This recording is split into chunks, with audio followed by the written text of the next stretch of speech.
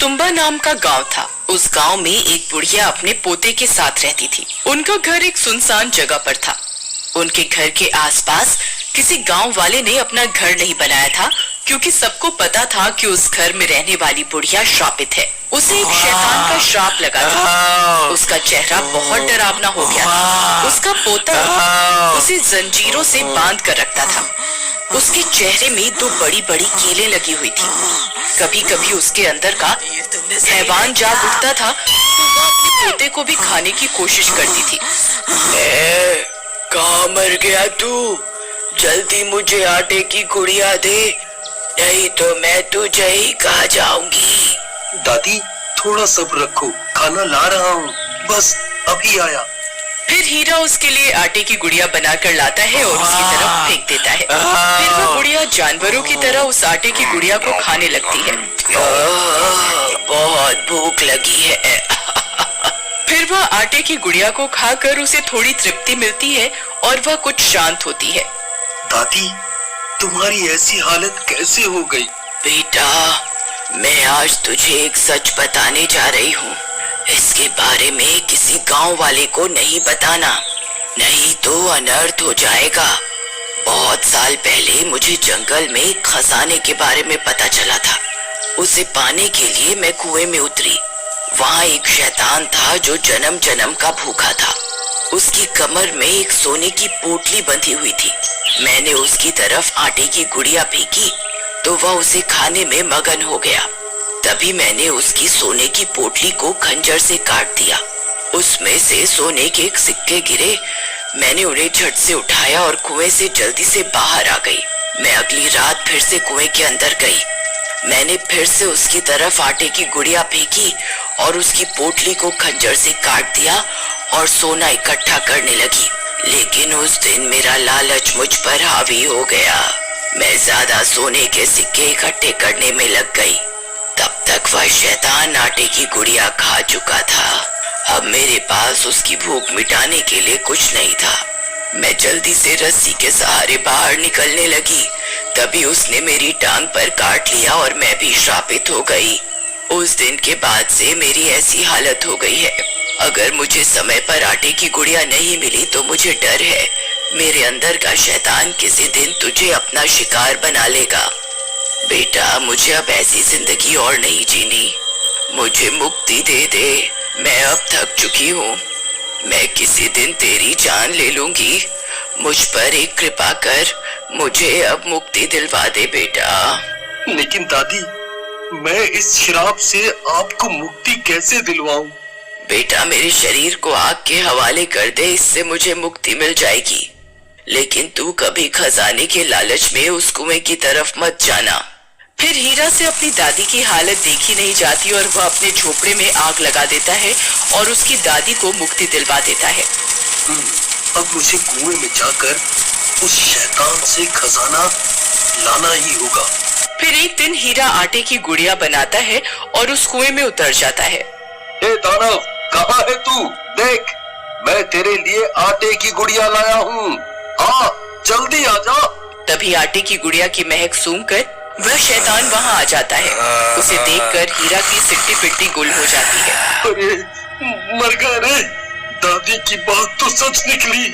यहाँ तो सच में एक शैतान है।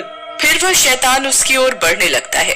तभी हीरा उसकी तरफ आटे की गुड़िया को फेंक देता है और वह शैतान उसे खाने लगता है। इसी का मौका उठाकर हीरा खंजर से उसकी सोने के सिक्कों की पोटली को फाड़ देता है और उसमें से सारे सोने के सिक्कों को इधर उधर बिखेर देता है। फिर सोने के सिक्के उठाना शुरू कर देता है। उसका लालच बढ़ता जाता है और वह सिक्के उठाने लगता है। तभी वह शैतान पूरी आटे की गुड़िया को खत्म करने वाला होता है। अरे, मर गए रे। ये मांस मीठा तो इतनी जल्दी पूरी गुड़िया ही खा गया।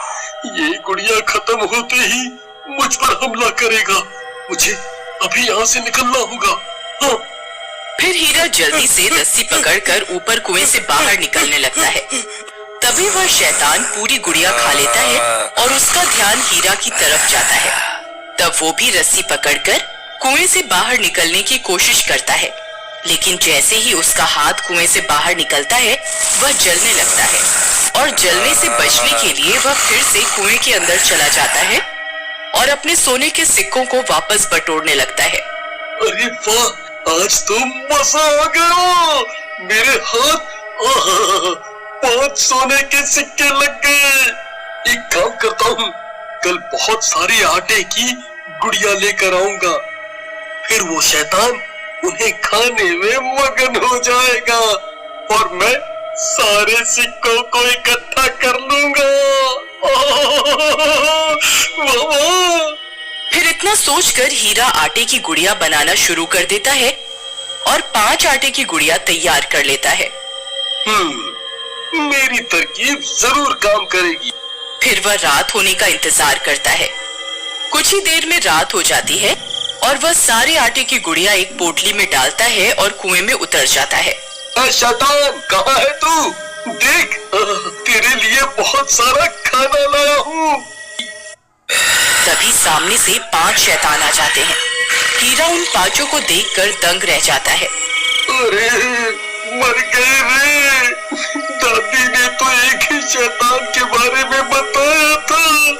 ये 5 कहाँ से आ गए? अब मैं क्या करूं? कहीं मैंने कोई गलती तो नहीं कर दी? मैं रोज एक गुड़िया लाता था तो एक ही शैतान आता था। हे भगवान, ये मैंने क्या गलती कर दी? इसके बाद मैंने सोचा ही नहीं। अब क्या करूं? तभी वहाँ 5 शैतान आ जाते हैं और वे भूख के मारे तड़प रहे होते हैं। एक काम करता हूँ, इन 5 को एक गुड़िया खाने को दे देता हूँ।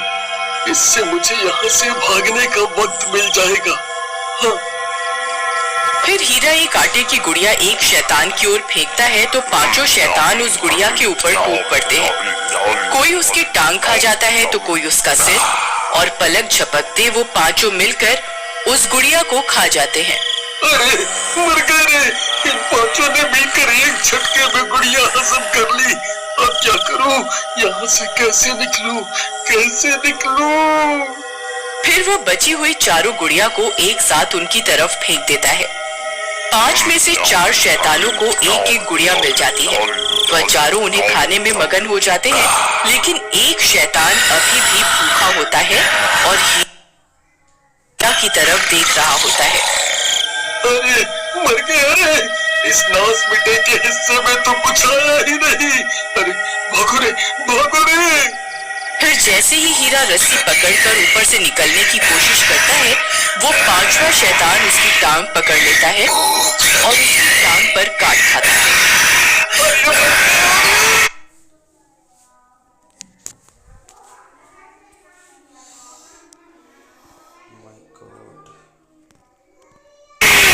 अरे कब्बा, छोड़ मेरी टांग। अरे ये मैंने क्या कर दिया कब्बा?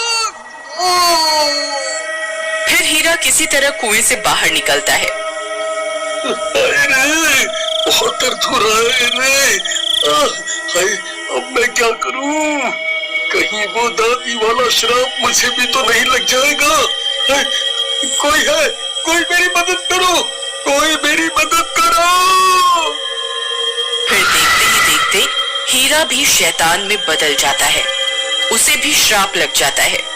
फिर हीरा अपने दोनों हाथ और पैरों के सहारे चलने लगता है। उसे बहुत भूख लगती है और वह आटे की गुड़िया की खोज में पूरे गांव में भटकने लगता है। मुझे बहुत भूख लगी है। मैं किसी को नहीं छोड़ूंगा। गांव वाले उसे छुप छुप कर देखने लगते हैं। किसी को कुछ समझ में नहीं आता कि हीरा ऐसे दोनों हाथ और पैरों के सहारे क्यों चल रहा है और उसकी ऐसी हालत कैसे हो गई। फिर हीरा पूरी रात गांव में भटकता भटकता जंगल की तरफ निकल जाता है। उसके वहां से जाते ही गांव वाले अपने घरों से बाहर निकल कर आ जाते हैं। अरे भाई, ये हीरा को क्या हो गया? ये तो बिल्कुल जानवर जैसा बन गया है। भाई, मुझे तो लगता है इसे इसकी दादी ने काट खाया है, तभी ये भी श्रापित हो गया है। फिर सभी गांव वाले हीरा के घर की ओर दौड़ पड़ते हैं। जब वे वहां पहुंचते हैं तो दंग रह जाते हैं। वह घर पूरी तरह से जला हुआ होता है। वहां उन्हें उस बुढ़िया का कंकाल भी मिलता है। उन्हें कुछ समझ में नहीं आता कि आखिर क्या हो रहा है। फिर रात होने पर उन गांव वालों को हीरा के तड़पने की आवाजें जंगल से आती हुई सुनाई देती हैं। मैं किसी को नहीं छोड़ूंगा, मुझे आटे की गुड़िया दो।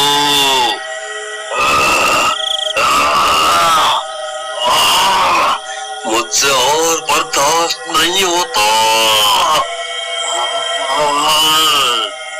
अरे भाई, ये तो उसी हीरा की आवाज है। अगर ये गांव में आ गया तो सबको अपने जैसा बना देगा। अरे भाइयों, देखो हीरा इसी ओर आ रहा है। हमें इसे चला के मारना होगा, नहीं तो हम भी इसके जैसे बन जाएंगे। फिर जैसे ही हीरा वहां पहुंचता है, सभी गांव वाले मशाल उसकी तरफ फेंक देते हैं और हीरा जलने लगता है। गांव वालों, तुम्हारा बहुत बहुत शुक्रिया। तुमने मुझे मुक्ति दिलवा दी।